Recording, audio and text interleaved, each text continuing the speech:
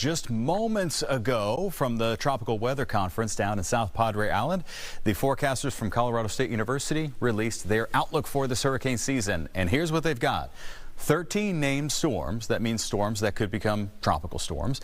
6 of those becoming hurricanes and 2 major hurricanes. Now, this is the first outlook. They'll issue another update in July and then another one later on in the season, generally August or early September, I believe. But the average numbers, so an average hurricane season, 12, 7, and 3. So you'll notice that they're calling for basically a near average season. And there's a couple reasons why.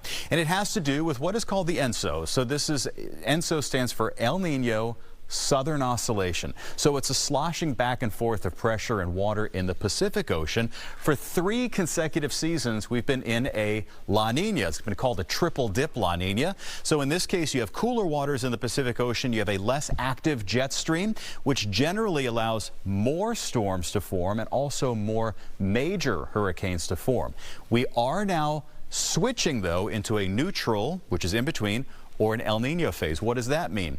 Warmer waters in the Pacific, which tends to lead to more wind shear across the Atlantic Ocean, resulting in fewer Atlantic storms and fewer major storms on average. Now remember, none of this means that we're not going to get hit just because there are fewer storms or an average number of storms. Every single season provides the exact same threat. It's just that there may be fewer storms maybe than the last few seasons.